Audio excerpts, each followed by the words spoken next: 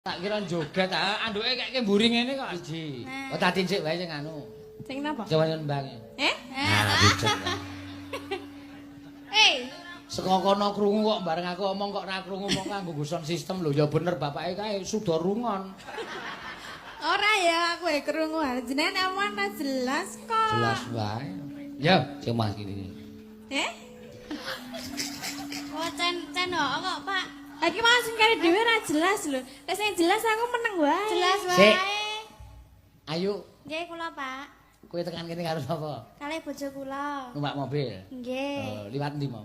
Lewat dalan. Oh, ayo wis ngono kuwi kok lek ngomong kok ora krungu.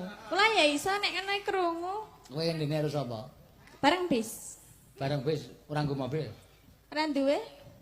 Tekan kene jam pira? Jam 7. Jujuk ngendi? Mriko niku. Wis nganu lho. Ah. Kok kandhane ngeyel.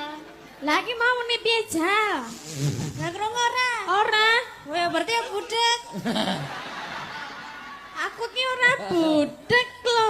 Oh, hae-hae wae. Lah iki dalange sing ora jelas kok. Jelas wae. Yuk kowe mau tekan kene jam pira? Jam 7. Karo Pak. bojomu to? Nggih. Numpak mobil to? Numpak mobil. Jujuk kono to? Nggih. Wis mamur to? Sampun. Ayo wis ngono kuwi lek Aku wis cetok kok.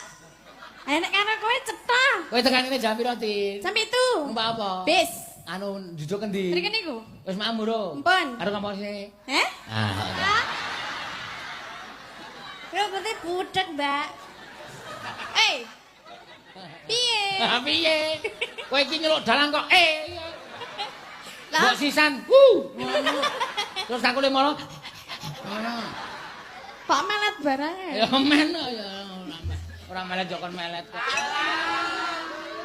Sapa sing ngakon sapa? Ayo kok. Ya ora wae. Nek kowe yo paham ta yo? Omong aku mau paham. Jenengan nek ngomong kalih ayu kula ya paham. Kula ya paham. Lah iya. Nek omongan karo aku kok aku ora paham ya. Aku iki upengmu iki apa yo? Budek. Ra yo. Lah Yo. krungu ora? Ora usah ngono, wis pokoke wis diseseni piye akeh. Nah. Nek kowe iki pancen suda rungon. Diakoni ora apa-apa nek le ayu ayu ning budek. Ha iya. Nek iki sumpah aku barang kaget aku.